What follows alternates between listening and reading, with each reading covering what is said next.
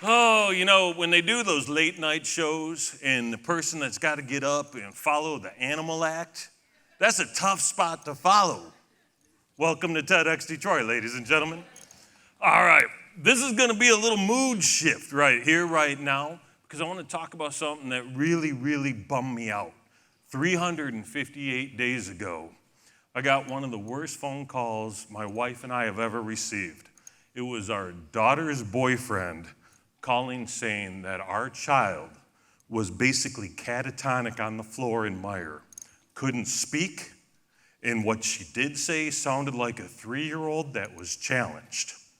She was in a fit, like straight seizure mode.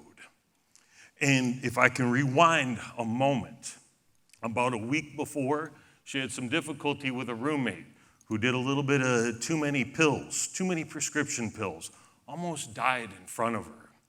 9 months before that, she lost a good friend to suicide. And the trauma and the emotional draining of both of these efforts absolutely locked her up. We got in the car, we drove the hours to get to her college campus, we picked her up, we brought her home, and the conversation was non-existent.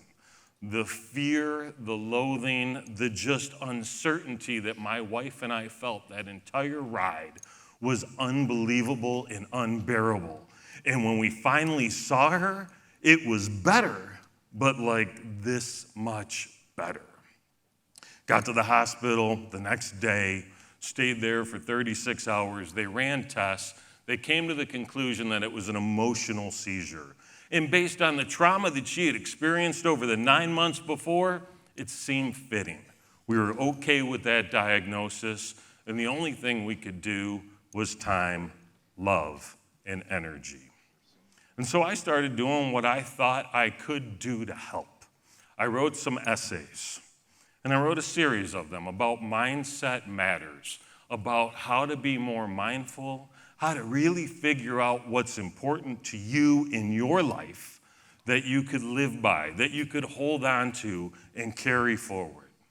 And so as I went through this little experiment, sending her these emails every day for a few weeks, about the 15th one, I named the email, Finding Harmony in the Fucks You Give.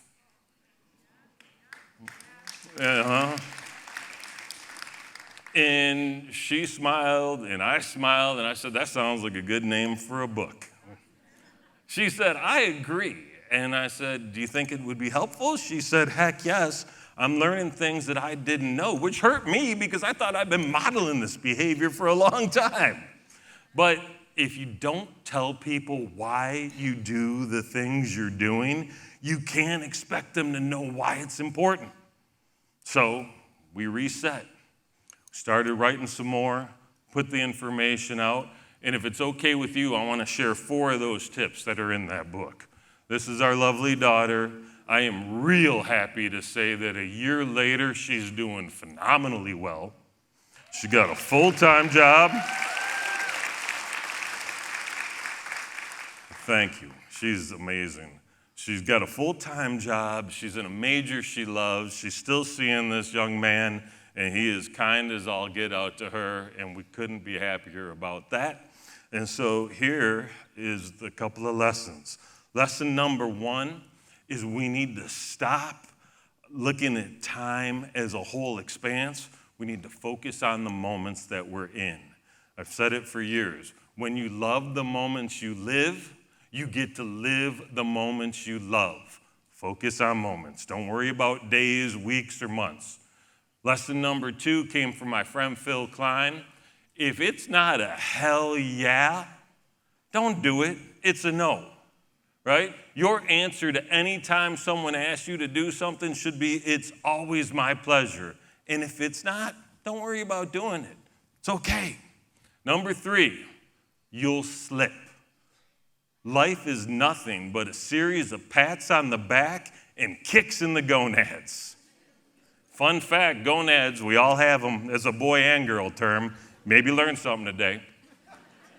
Accept it and get ready for it. It's gonna happen. And the final one is do things right now. Do things today that your future self will thank you for. My name's Terry Bean. I appreciate you. Have a great rest of the day.